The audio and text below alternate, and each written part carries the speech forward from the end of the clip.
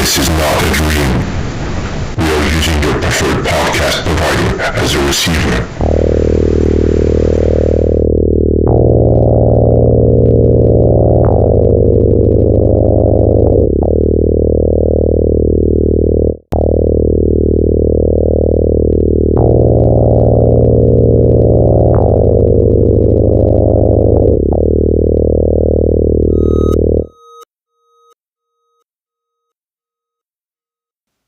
Hello. You sounded like you were answering the door. I did. Hello. Welcome back to Live from Manchester Morgue. I'm Gary. With me, as always, is Ken. Hello, Ken. Hello. So we've got some films to talk about containing some very angry men. Yeah? Well, I mean, some, yeah. Yeah, no, you're right. Yeah. Because that's not the reason that I chose them. No. It's just we're looking for things that link them thematically, and there's a lot of rage in these films. There is, yeah.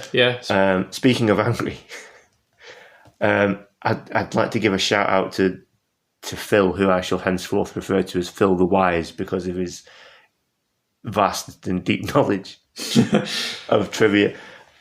Phil listened to our Ghostwatch episode. Oh, yeah. Which is like an hour and 9 minutes, I think, when I looked. Yeah. And he commented on the episode, because you can comment on Spotify. Mm-hmm. That's how I know his name. Phil corrected us on 2 points that we got wrong. Okay. The actress who plays the parapsychologist. Oh, which I said was Rodney's missus. Yeah, she's never been in Only Fools and Horses. According to Phil. And we got the decade wrong for the Enfield haunting. Wow. I mean, I can only apologise. I mean, if you're as wise as Phil to know these things, maybe Phil should have his own podcast. I don't know. Yeah, and not get paid for it like we don't. I know. I mean, can you imagine like listening to over an hour's worth of content and then choosing to spend your time writing a comment to say you got this wrong, and at the end of it, you signed it off with "do your research." It's like waiting with bated breath for the moment where we fuck up, and then we fuck up and like, right, dickheads, I've got it. I'm gonna have you now. Imagine being that lame. Oh, Phil, you poor man. But keep coming back, Phil. Oh no, I've blocked Phil. He's not commenting on anything ever okay. again. If I could block him from listening to the podcast, I would, but I can't.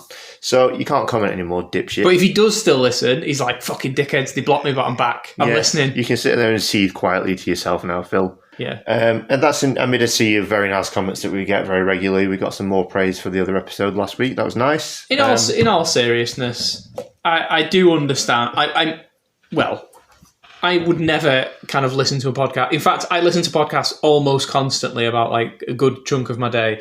And people always get facts wrong. I mostly listen to cultural parts. They get years wrong. They get actors wrong. It's the implication that we don't research things when we're spending literally hours rewatching films, listening to the commentaries, looking up facts.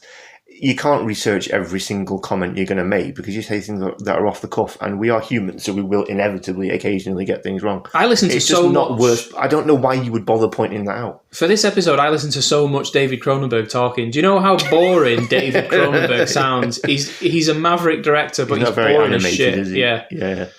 Yeah. So look, you can take it or leave it, but you can't comment on our work anymore. I'll fact check more, or am I not? I'm not going to do any of those things. You know what? Out of spite, I'm not even going to share the corrected versions of that Phil shared because I just to annoy him even more. So we're not even going to clarify it. So I'm going to re-Google. How do you like them apples, Phil? I'm going to re-Google the year of the Enfield haunting. Yeah, don't repeat it on the podcast. I want Phil to be apoplectic with rage about it. Anyway, moving on from these shenanigans. We had a request actually from one of our listeners, Lewis. He asked us if we would do an episode based on our scariest films that we think are our scariest films or have affected us the most. We sort of did something similar, didn't we? We did top 10 kills on our previous show. Which I really enjoyed. That was good fun. So I was thinking, in the spirit of mixing things up a bit, maybe we could do that at some point. Yeah, because I've got... divert from the format a little bit.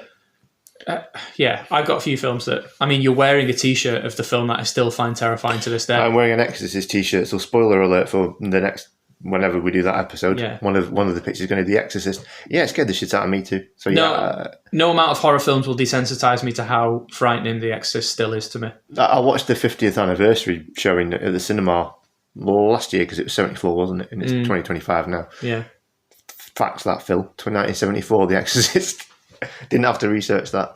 Yeah. And the spider walk scene was in it, and I when I heard her footsteps on the floorboards up the stairs when the mum's looking up the stairs before she comes down, all the hairs on my neck stood up. Yeah, it was horrible. So yeah, we'll probably do that. Thanks for the suggestion, and thanks for listening. So what have you watched? I've been watching some bangers this last week. Yeah, so we both watched. Well, let's get the one that we both watched. So we watched Predator: Killer of Killers. Predator: Killer of Killers, yeah. Which came out in 2025, Phil. They're called Yautja, Phil. Yeah, Yautja with a T. Oh, we can have Phil as a recurring joke. This is going to be good. I like Phil now. Yeah. Anyway, yeah, Predator: Killer of Killers. That was fantastic. It was. I don't want to talk about it too much because I want to talk about it in another show that I'm going to talk to you about later. Also, it's very spoilery to talk about. Yeah, we can't. It's only just come out, hasn't it? Like it feels like a big teaser for Predator Badlands as well. It feels like a teaser for it. There's a lot of stuff going on there. As we know from the trailer of Predator Badlands, there's potential alien crossover because there's a Weyland-Yutani droid in it. Yeah.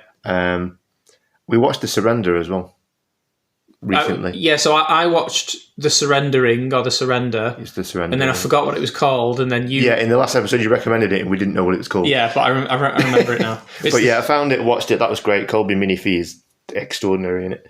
The daughter, right? She's the daughter, right? Yes, yeah. She's great. And I watched Smile 2 because I've not seen that yet. That was great. Smile 2 is way so better than the good. first one. And I liked the first one well enough. I just thought this was way better. The protagonist, the main performance. She was so good. Yeah, so we're going to talk about Sam Raimi, and that is, I think I said to a friend of mine who hopefully listens to the show. If she doesn't, she's entitled to that. But she's dead to us. As soon as I got out of the cinema, I was like, that was a Bruce Campbell-ass performance from what was the actress called? She played. Is it Mia, the character in the Jane Levy? We're not fact. Oh no, that's the. We're not fact checking, are we? Oh Christ, no. No, I was thinking. Sorry, I thought we dived onto the Evil Dead remake there because that was Mia Levy. No, Jane Levy. Jane Levy, who played Mia. Jesus Christ, Phil's right. We're shit. Yeah. Well, in fairness, this isn't on the list. This is like off the cuff stuff. Yeah, well, this is it. This is off the cuff remarks. We can't research that. If only we had some technology in front of us that we could use to look things up. Yeah. I will do. I'll do my research right now. Smile 2. I did know her name because I looked her up the other day. Naomi Scott, yeah. Plays Sky. Absolutely. You know, if horror was recognised by the Academy, and who gives a shit about the Academy? They don't even watch films. They've literally been reprimanded recently for not watching films. No, they're idiots. She would be best actress material. It was a fantastic performance. It was kind of stronger than the first one. I had issues with the first one just because it was like It Follows, but with trauma. It felt too rip-offy for me to fully enjoy it. I mean, I get that art imitates art and all that, but I felt it was a bit too on the nose. I forgave it with this one because I thought it was a better film. Yeah. I just really enjoyed this. More chaotic. Just mainly because of her. Yeah, Smile 2. Good. I also, speaking of Sam Raimi, I had a bit of a Sam Raimi week this week because I watched the films we're going to cover tonight are David Cronenberg's Scanners and Sam Raimi's Darkman. Joe Darkman. Joe Darkman. And I also rewatched Army of Darkness with my son for the first time, so it was just like his first foray into horror. Did you like it? Oh, he loved it. Oh, great. Yeah. I thought it's weird because it's a 15 and it was R-rated, I think, in America. It's really unjustified. It's like, that was no way that would be a 15 now. The only kind of... Because I watched it again recently when we did our Evil Dead episode on... That was the finale of our old show. Of Killer Tunes, yeah. I watched it. The only kind of bit that I think is a bit icky now is when he kind of forces himself on Embeth David's character. Yeah. Although it's sort of... But he's a monster. He's like he's the bad guy. True. Yeah, there's that. Yeah. Love how she spits on him and he just kind of rubs it in. Yeah. Evil Ash, you dirty man. Anyway, yeah, so you really enjoyed that. That's great. The future generations. Yeah, that's what I'm doing. Prepping him to take over this when I die. Yeah, okay. Well, I'm not procreating, so I'll just have to do it with him when I'm really old. Yeah, all right, fine. So, Scanners, we'll talk about that first. I hadn't seen it in a long time, so I did enjoy watching it again. So the reason... It's known for its iconic head explosion moment. You said iconic before I did this week. Hey!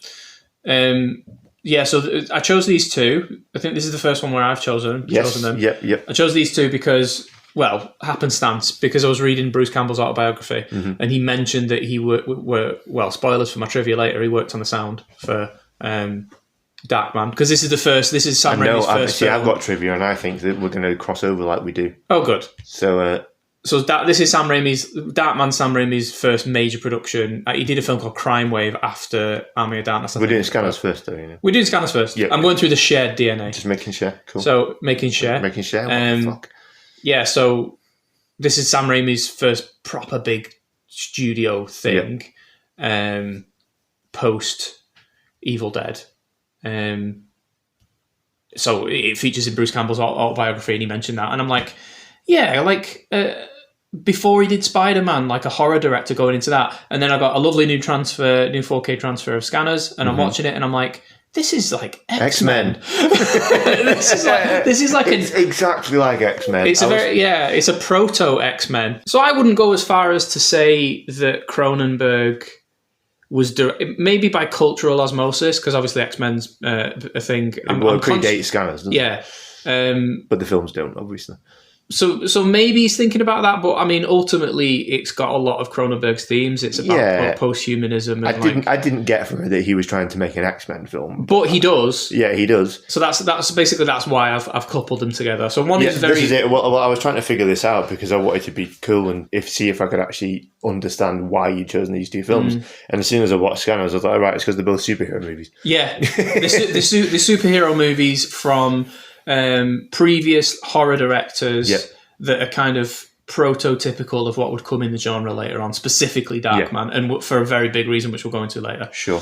Well, while we're on the subject of these X-Men parallels, there's a good faction and a bad faction of the Scanners. So there's the Brotherhood of Mutants and the X-Men. Yeah, there's a Brotherhood of Mutants and the X-Men. Revok, played by the amazing Michael Ironside. Daryl Revok. So these are the angry men. He's well angry. But so is Patrick McGoohan. He is. But Patrick McGoohan is mostly tired. He's just tired. I thought, you know what? I thought he was... I used to watch him in The Prisoner, right? Everyone's seen Patrick McGoohan in The Prisoner. Yeah. Every cool person. Yeah, I mean, yeah. But I thought he was... Based on his accent in Scanners, I thought, is he Welsh? He sounds really Welsh in it for some reason. Is he Welsh? No, he's Irish-American because I researched McGoohan. Oh, you researched it, did you? Okay, right. Bit of a giveaway in his surname, yeah. But he just, I don't know, he just sounds Welsh. Maybe his character is supposed to be Welsh. I think I noticed. But yeah, there's two factions. One's led by Revok, who, like Magneto, wants to bring normies to their knees. Yeah. Because he believes, well, he doesn't explicitly state it, but as obviously Magneto, Eric Lensher thinks they're the next stage of evolution and should be ruling humans, which is kind of what Revok wants to do as well. Yeah. There's even a bit where someone refers to, I think it's Patrick McGoohan, refers to the scanning ability as a gift, which Professor X does in the first X-Men movie. Yeah. So, this pre-establishes a group of extra humans, extra normal humans that have it's not just telekinetic ability either. It's pyrokinesis and all sorts of kinesis, mind stuff. They're gifted, basically. Yes. Cameron Vale, who's the main character. My trivia is a list of freaky David Cronenberg names because every character name in his films is awesome. Cameron Vale is the hero, played by artist Stephen Lack. Didn't really do much after Scanners. He kind of like bowed out and did his art stuff. Yeah. But he kind of plays the hero. He's this very kind of like dreamlike, zombie-like. He's not a very great actor. No, that was when I was actually looking stuff up online. That's a common criticism of him, specifically in this film. He's not very good in it. But I think he suits the character.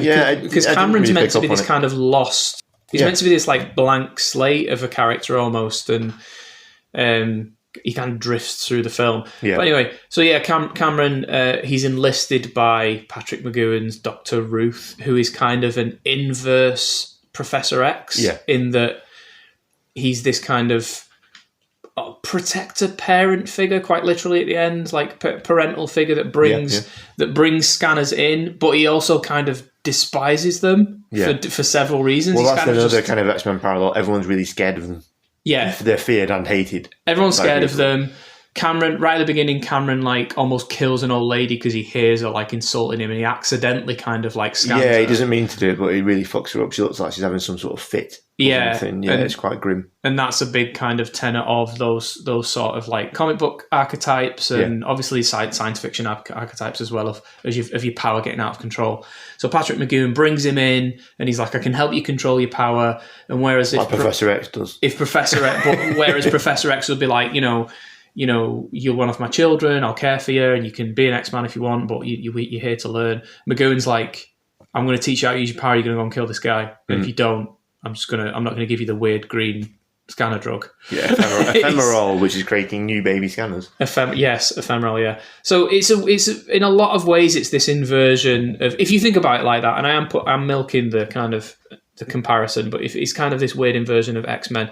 David Cronenberg, obviously, his big obsession. A lot of people think David Cronenberg think body horror. That's not really what he's about. He's about a lot of medical themes as well. Medical human viral biology. He's about post-humanism. He would do Videodrome after this, which is probably the ultimate kind of post-human kind of Cronenberg film. Before this, so this is where the similarities with Darkman is. Obviously, before Darkman, Sam Raimi did the Evil Dead films.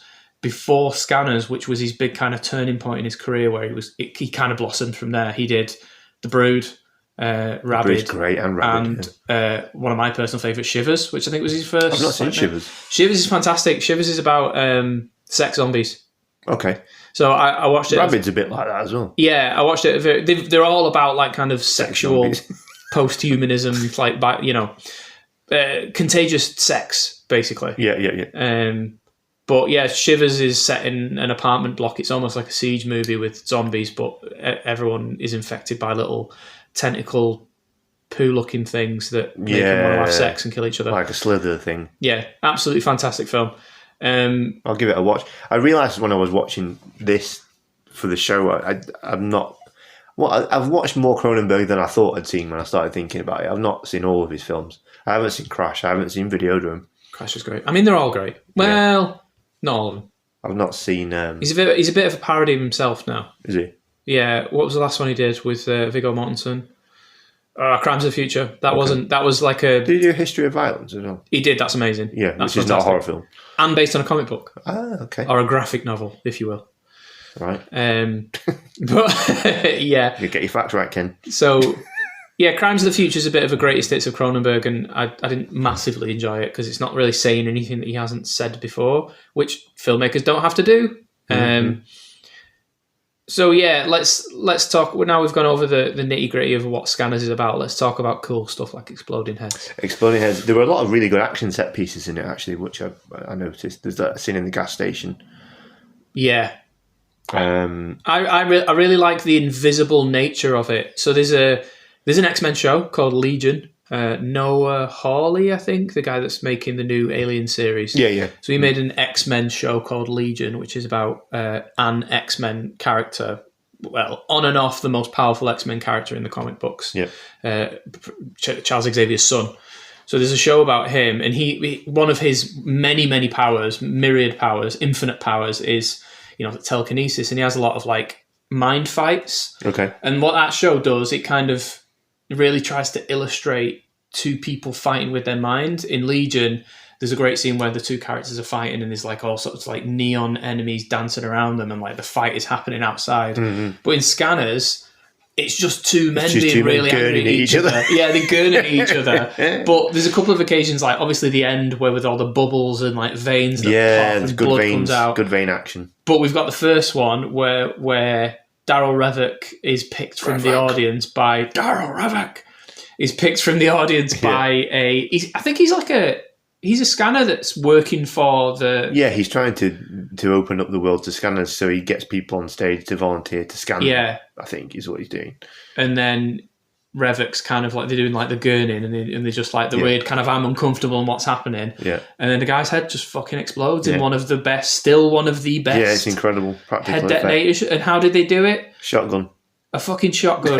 They literally did it how you would explode a head normally if you wished to. Yeah, you would shoot it with a shotgun. Yeah, that's why it works. That's why it's the best. It's an incredible scene. So the makeup for this film is scattered with legends. So on a minor scale, Chris Wallace, who would go on to do the effects for The Fly, but he also should be more famous because he is the guy that painted the original Michael Myers mask. What? Yeah, what a legend. Yeah. That's great trivia. The main makeups guy is the legendary Dick Smith. So this is the guy that worked on Godfather. He's the guy that did all the makeup for Marlon Brando. Yeah. Exorcist, The Hunger, Altered States, that awesome LSD film. So Dick Smith is a legendary makeup artist. Yeah. What happened? The work was done in scanners would also inform films going into the late 70s and 80s. Or his late 70s film, so like into the early 80s. Was it not 81? Yeah, so it was shot at the end of the 70s, right, and then into sure. the 80s it would kind of go on to just inspire a lot of kind of practical effects work. I'm just going to fact check that, Ken. Hold on. You got right, okay. No, 1981. I was correct, actually. I did my research. I actually have it on my notes. I knew it was because I only watched it yesterday. My notes are Scanners, David Cronenberg, comma, 1981. Well, put that in your pipe and smoke it, Phil. Yeah.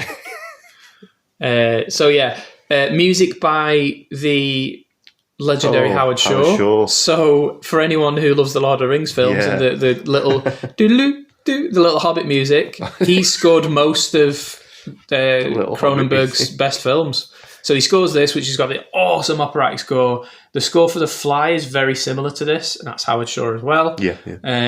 He worked with Cronenberg previously on, I think they either lived in the same part of Canada or something, but he worked with Cronenberg on The Brood, I think, first, and then from then he worked on like a lot of other Cronenberg films. So that beautiful score is from, he's a bit of a legend now since he did Lord of the Rings. Yeah, that's a big gig, isn't it? Yeah. But yeah, it's just kind of, it's a pretty fantastic kind of stepping stone for Cronenberg into bigger things. A great example of kind of post-human sci-fi, and it's a dark X-Men. Yeah. I feel like I should do my trivia. Sure. Which is funky Cronenberg names. Yeah, please do. So in this film alone, so let's go through what can I remember from other Cronenberg. So Seth Brundle in The Fly. Seth Brundle, yeah. Stathis Borans, he's also in The Fly. Stathis Borans. In this film, we've got Kim Obrist.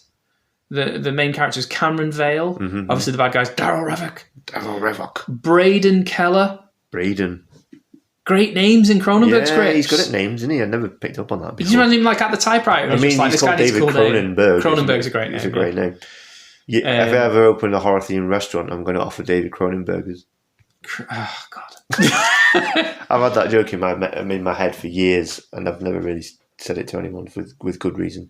Sorry. Yeah. I'm sorry, Ken. Yeah. The only other trivia I had is there was minor hysteria. When it was released. It wasn't like a phenomenon or anything, but it was released. I think it was an interview with Michael Ironside I was watching where he said people were dressing up like Revik and one guy drilled a hole in his head. Wow. Well, tried to. Great. Also, Parallel, which was probably inspired by Scanners. Oh, was it from the comic books? Oh, I'm not fact-checking my comic books. But in X-Men 2, when Stryker's son is said to have... tried to take a drill to his head to bore the images out when his mutant power was kind of awakened. So Fincher must have been influenced this in so many ways. Yeah. I suppose stylistic... Fincher. Did I say Fincher? You did. No shit, why did I say Fincher? I'm glad I corrected you then. Thanks. In case there's more Phils out there. Oh my God, yeah. I don't want to Bryan Singer. Bryan Singer, what does I say? The now cancelled director. Yeah, he's not a nice guy. That's why I said Fincher. I didn't want to say his name. Fincher's not cancelled yet. No. We like David Fincher so far. But yeah, so that's kind of Scanners. That's all I had on Scanners. Do you have Right, anything on okay, Scanners? cool. No, I just wanted to mention the ending because the ending's fucking perfect. Oh yeah, the ending's great, where they're just kind of gurning at each other, but this time one of them's exploded. I mean the very, very end where like she goes in to find them and he's actually taken over the other guy's body. So he wins, yeah. You think he's losing. But Revok's still there, but it's not Revok inside. And now he looks like Michael Can you imagine Ironside. seeing that for the first time and like just understanding what had happened there? It would have blown your mind. Yeah, it did blow my mind. I love Scanners. That's great. But yeah, he gets a better body at the end. I mean, the actor that plays is a handsome man. Yeah, the actor that plays Cameron Bale's a handsome man, but Stephen Mack. But I'd rather talk like Sam Fisher from the Splinter Cell games. Oh, but he's got his voice at the end because he says, exactly. "Oh, it's me, I'm Cameron." Yes, the good bit's gone. Oh, lame. Fucking hell, Cameron. Anyway, Darkman. Oh yeah, Sam Raimi's first attempt at a superhero film, which I read. Now I don't know how true this is. I can't fact check it. Take the fucking elephant. Sorry, I'm not going to try and fact check it because I can't bother. But someone out there it's on the internet that he made this because he failed to secure the rights to Batman. Oh, it's on the internet. It must be true. Well, exactly. You are half right. Well, it's it's the because Shadow. he wanted to make the Shadow because I read that separately. But both of those theories are out there. The Shadow makes more sense because he looks like the Shadow. Well, with the hat and the coat. So the Shadow thing is I've corroborated because I do my research. Okay, we'll start doing that. Job. Yeah, I don't want Phil to. Like, I've corroborated over interviews with cast and crew, including Raimi. It's also in Bruce Campbell's autobiography, and it's also on one of the extras from maybe one of the commentaries. No, it definitely tracks. I say if you just look at Darkman, he looks like the Shadow. Yeah, which there was a film of, wasn't there? There was. Was a Baldwin in it? Baldwin was in it, and Ian McKellen. So Ian McKellen was in it, wasn't he? He was the Magneto himself. The kindly. It's all coming back. It's circular. Ian McKellen played the kindly Jewish scientist who doesn't want the atomic bomb or something to, So Ian McKellen has been in more than two superhero franchises playing a Jewish man. Yeah. Crikey. Yeah. Some people haven't even done it once. So yeah, hogging it. I was going to mention the Shadow because they did make the Shadow. I like the Shadow. I haven't seen it. It's very good. Alec Baldwin, who's now a murderer, like Alec Baldwin's, fucking hell, he's quite good in it. It's I like the kind don't of. say that because he could sue us. Why did he? He's not a murderer, is he? Oh shit! No, he's not a murderer. He killed someone. According to a court of law. Just no. It's mean that because the guy that killed Brandon Lee, we'd call him a murderer, and he's not. No, he's not, is he? How come everyone kind of doesn't demonize? Right, we're going into territory here. We're going into territory that gets us. We're going to get cancelled. How come everyone doesn't demonize? I can't remember the actor's name that played Funboy in The Crow because he killed Brandon Lee, quote unquote, killed Brandon Lee. He didn't. The person that wasn't checking the fucking blank rounds did. But like a similar thing happened. Actually, you know why though? Because Alec Baldwin is very, very, or was very vocally left wing. Yeah, I'm also. He's very Democratic. I don't know about left wing. I don't know go into nitty gritty, but I'm also thinking there was things about the case where it was a shoddy shoot and they were flouting safety laws, and Alec Baldwin was kind of complicit in that. So, from what I read, you're not supposed to point a gun at someone anyway, are you? Even if it is loaded with blanks. Yes, it's just a bad idea. Yeah, which he did do something stupid. I wouldn't say he was a murderer. Yeah. Okay, so not a murderer, but was in the shadow. Bit of a numpty though. But was in the shadow. So I'm thinking they remade it again, but that was The Spirit. That was terrible. Yeah, that was awful. Frank Miller. So anyway, they made a Shadow, and this is why Sam Raimi, he wanted the rights to the Shadow, and they wouldn't give it him, so he said, "Fuck it." Make my own Shadow. He made Darkman, and this film's bonkers. This film's so good. I've not watched it in years, and I watched it. It's god. There's a lot of bad acting in it. But is there? Well, I mean, it's on purpose. I know Liam Neeson's acting is questionable, but I think it's supposed to be. Take the fucking elephant. I don't even mean that scene. I just mean like the scenes of him at the beginning agonising over his synthetic skin and stuff. Yeah, so Peyton Westlake is Peyton Westlake, that's a good name. That's a good name. So it's a superhero name, that. So Peyton Westlake he's a scientist. He works on an artificial skin project. His missus, played by the legendary Frances McDormand. McDormand is there. Him and as we've said before, I think Sam Raimi and Cohen were good mates and had a kind of intertwined career in their early careers. And Frances McDormand was with Ethan or Joel? I can't remember. She's married to one of them, isn't she? Yeah. Or both, I don't know. She's a lawyer investigating a new development. Her boss is crooked and working with the fantastic Larry Drake, who plays Durant, who's the bad guy. And he sends her to Liam Neeson's lab.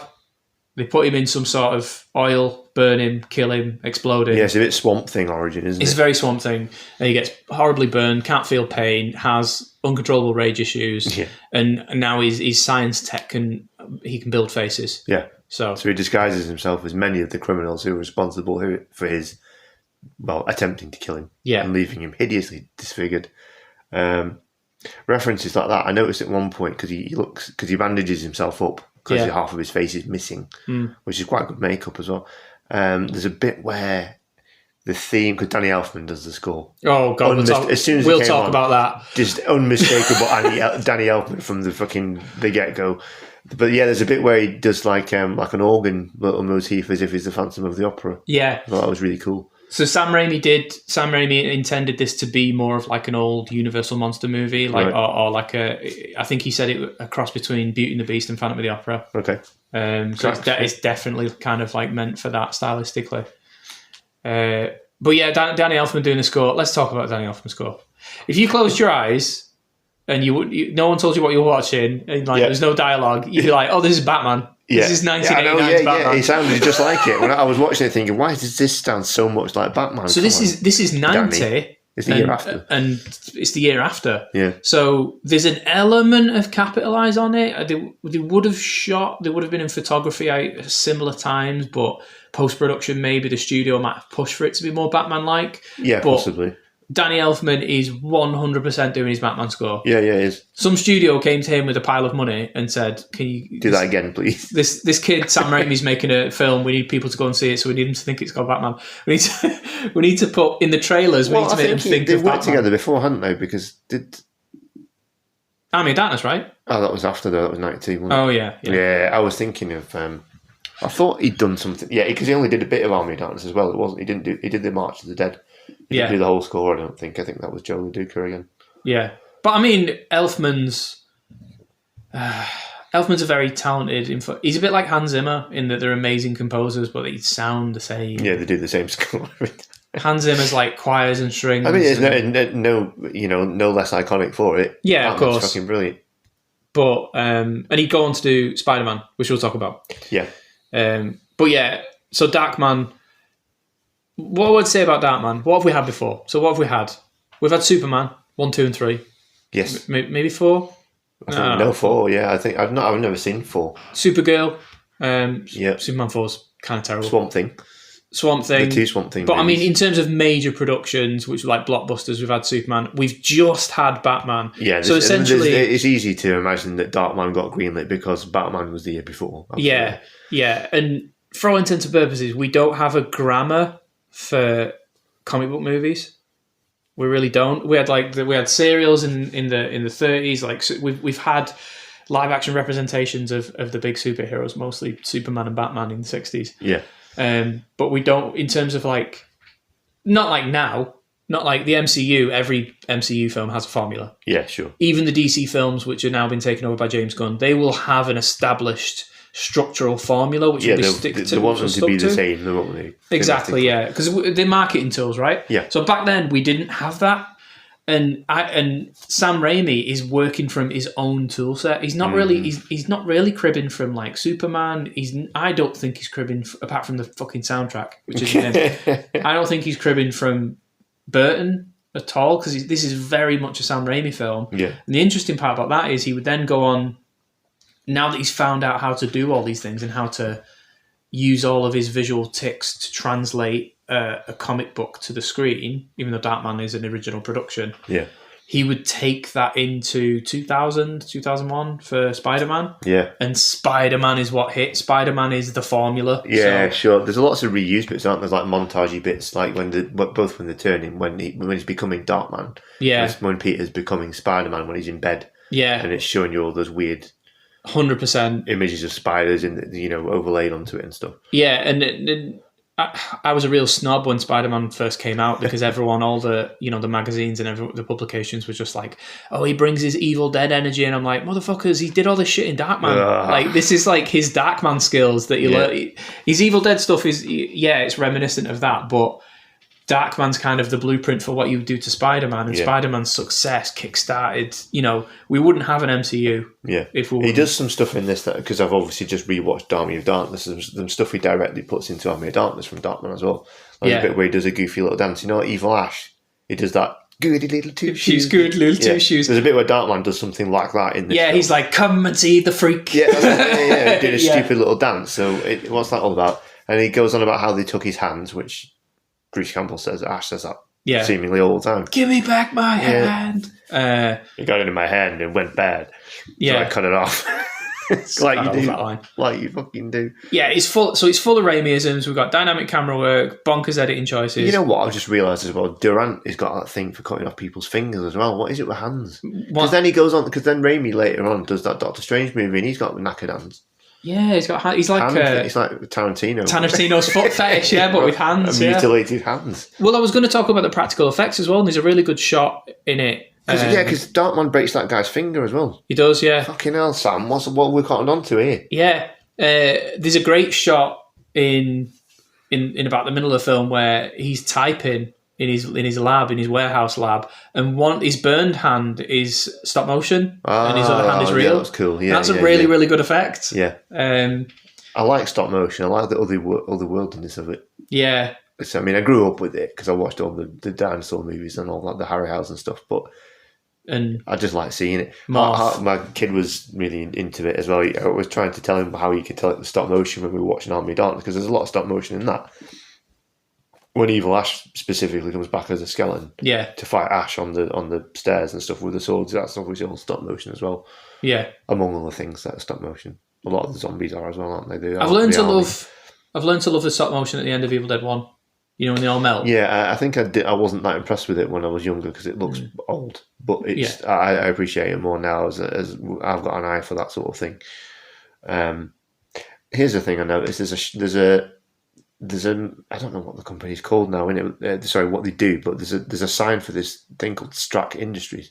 Yeah, it's like Strack Industries, just Stark Industries. Yeah. So it's obviously, I mean, it's too much of a coincidence to not be something to do with. Yeah, it's got to be, hasn't it? Yeah. I mean, I assume Stark Industries was in Iron Man comics before it was in the film. It was, yeah. It must have been, mustn't it? But yeah, so a bunch of the visual Raimi-isms are kind of there. They were established in Evil Dead, but this is the first one where he's kind of stretching his muscles. I saw a nice interview with him where he's like, Evil Dead films was like me and Rob Tappert and Bruce Campbell, my other partner, and this one, we were doing it all ourselves. And in a film like this, in Darkman, you kind of other people do it for you, which frees you up to kind of be more creative. Which is a bit, I think in years since that's kind of diluted his work a bit. So like Great and Powerful Oz and even Multiverse of Madness, which I kind of like. Doctor Strange 2. It's okay. Yeah, but it's not, I think it's him diluted a bit. But Darkman's very kind of... I suppose the thing is, though, with that as well, like you're saying, the Marvel movies have to be thematic, don't they? Yeah. He'll be playing to Kevin Feige's tune there. Exactly. Which isn't always a bad thing. But it's like when they got Chloe Zhao off the back of a Nomadland Oscar win into doing the Eternals, and everyone's like, oh, this will be really interesting. I'm like, she'll just be directing the dialogue scenes. Like, don't go wild. You're not going to get a Chloe Zhao superhero movie. But then you get something like Black Panther, which is like very much a Ryan Coogler superhero movie. Yeah. So Jenny Agutter was in this as well. Jenny Agutter. Like in American Werewolf in London. In American Werewolf in London. Which has got to be a nod, right, to get her specifically. Do you think so? Our nurse, yeah. Do you think so? I mean, he's possibly not, but... Do you think... It's a very famous horror performance for her, isn't it, in American Werewolf, so it seems to me that it's... Maybe she was still like an unknown in Hollywood, and she's come from like Railway Children and being like this great English actress, and they've seen her in American Werewolf, like, oh, she's good at nurses, and she's British. What's the name of that British broad that plays the nurse? Yeah, so That's she's what like, Sam did. they've fished Liam Neeson out of the canal, and he's all burned, and they don't know who he is. So of course they strap him into a hospital, and she pokes him with stuff. Yeah, that's what happens. That's what you would do in any hospital bed. Yeah. There's veins. Oh, that was what I remember as well. There's a bit with veins in someone's face pulsating like in Scanners. Yeah. Reminding me of it. Yeah. And we were talking about like the dynamic camera and stuff, like the Raimi stuff. The scene transition from Francis McDormand outside the lab as it explodes straight to the funeral. Yes. That is a wild transition. It's very comic book as well. It's very like next frame of the comic book. Yeah, it's so good. Yeah, that stood out to me actually when I was watching it yesterday. Lots of POVs of things. My favourite, when I was a kid, my favourite bit was when he's shooting the rivet gun and you get a POV of the rivet flying. Yeah. Well, he does that there's that bit where Ash is being attacked by his former girlfriend in Army of Darkness. She's got that spear. Yeah. And you can see that the POV is a spear stabbing him and moving out of the way. Yeah. Like Ash moving out of the range of it. And it's like the fly cam as well. It's like the eyeball fly cam. Yeah. As well, it's the same one. It's the same There's shot. a lot of it. I love how Durant has two goons whose relationship is one of them uses the other one's prosthetic leg as a gun. Yeah. So there's like one scene where and it's the hillbilly guy from Evil Dead 2. Yeah. He's also in Spider-Man. I didn't even pick up on that. He's the one with the prosthetic leg. Yeah. And the big, when you first see them, he's like, oh yeah, I got a special treat, and he pulled, and it's a gun. Yeah. But then in the next scene in the lab, he's already got his leg. He's already holding it. So it's like every time they turn up for a job, he's like, yeah, give me your leg. Yeah. I don't have a gun. It's really fun. Yeah, get your own gun. My favourite line in the whole film, even though it signifies the bad guy as a bad guy because he's racist, it's when he says, bring me the Asian's fingers. Yeah. That's great. Larry Drake. That's great. Who was he was famous for LA Law at the time. I will always only remember him as Dr. Giggles. Dr. Giggles. In the great horror Dr. Giggles. I don't think I've seen Dr. Giggles. I've seen the cover. With his great final line, is there a doctor in the house? Oh, of course. Love that film. The ending to Darkman was very reminiscent to me of The Dark Knight. When they're in the building site. Yeah. I mean, I don't think Christopher Nolan would have been particularly influenced by Darkman. But it may be. I don't know. I wouldn't put... So Chris Nolan's got some like decent ass taste. Like, he's a big Bond movie fan. He likes screwball comedies. He's good maybe shit. I don't know. But you got a point there, because it's... Actually, you've got a really good point there. So it's a final fight that brings together the hero and the two villains... which is Dark Knight has two villains plus hero, plus Hostage, who is like Francis McDormand. In a building site. It's got like a vertigo-inducing high kind of fight, like where he fights the Joker. And then at the end, after that, is where he's Bruce Campbell, obviously. Yeah. So he puts a Bruce Campbell mask on. Cameo. And he walks off into the crowd, and you get the impression that even...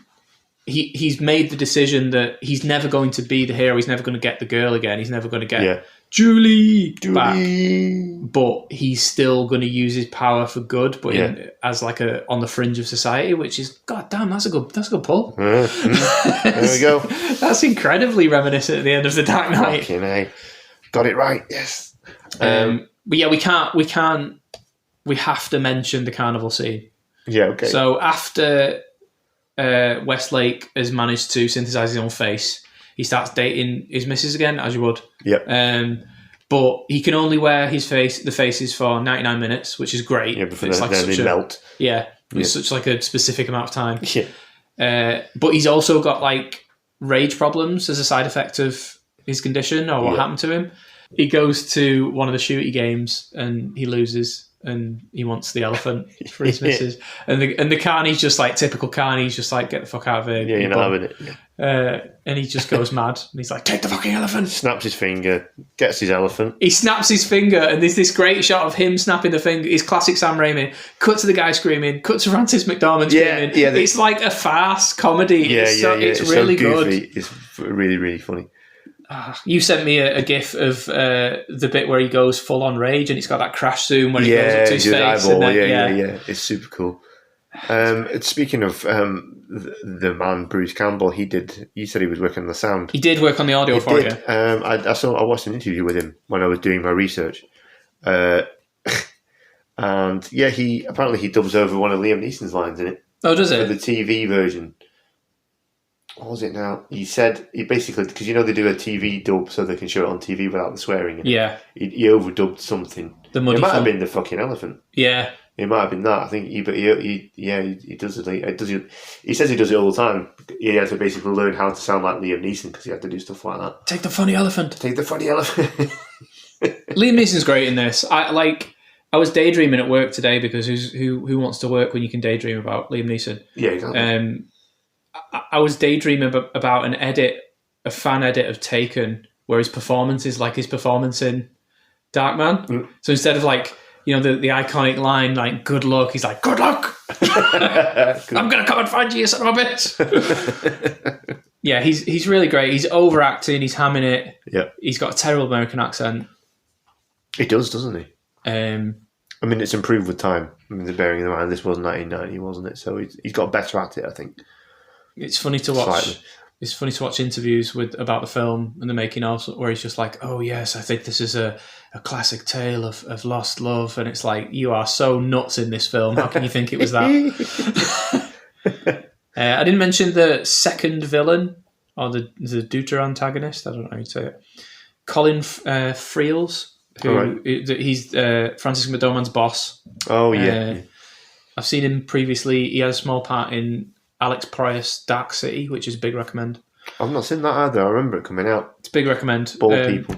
Sci-fi Matrix before the Matrix. Yeah, it's pre-Matrix, I think. Yeah, it's one of them great films, but it has a monologue at the beginning that explains the entire plot, and a lot of people have suggested just fast forward past that bit. But that's a great film. Yeah, Dark City was 98. Yeah, so it's Matrix before the Matrix. I mean, we've established now... Matrix 1999. Yeah. We've established now that most of The Matrix, the Wachowskis copied from other sources, but that's fine because The Matrix is amazing. It's still one of my favourite films, but it's bodged together of copied things and philosophy books that they likely read when they were in high school. Yeah. But it is great, as you said. It is great. Nobody doesn't like The Matrix. Nobody doesn't like The Matrix, and it shifted the culture and how films are made from that day forward. Yeah. But they're all hacks. Yeah, so that's it for Darkman. Yeah. Well, that was some good chat, good trivia. I enjoyed talking about those. Did we get all the facts right? Send in your comments. Yeah, but not you, Phil, because we blocked you. Can you block someone from listening to the podcast? No, I thought that was my first thought that I wanted to do that, but it says that they can't comment anymore. Well, we can't be blocking people for calling us out on stuff. I bloody can. Absolutely can, and I did. Actually, I temporarily forgot there, but we can do whatever the fuck we want. We can do whatever the fuck we want. So, anyway, if you have enjoyed the show, thanks. Do let us know. It is nice to receive good feedback occasionally. We do get some, also, believe it or not. We think that our lovely guest that suggested the list, we think we'll do that. Yeah, we'll do that. Well, I think next time we're going to mix it up a little bit because we want to bring you our, I think, the top 5 horror movies of the year so far. Oh, yeah. We're going to agree on 5 of those, and we're going to come back with that in the next episode and go over those. We'll go over those. Just to mix the format up a little bit. You must be getting bored of us talking about the same sort of stuff every week. Yeah. So now we're going to talk about 5 films instead of 2. Yeah. And then maybe we'll do another one at some point. Yeah, we've got ideas, but specifically that one about the scariest films. I'd love to talk about those. Yeah, I will collate I'd love to relive films. my trauma. Thanks, Lewis. Yeah, so that's it. That's it for Live from Manchester Morgue for this week. We'll be back in a couple of weeks' time with a new episode. Thanks for listening, and we'll speak to you soon. See ya. Goodbye. Live from Manchester Morgue is brought to you on the 2nd and 15th of each month by Gary Hames and Ken Tolman on Spotify, Apple, Amazon and all major podcast platforms. Follow us on Blue Sky at killertunes.bsky.social and at kendomustdie.bsky.social or email us at killertunes976@gmail.com.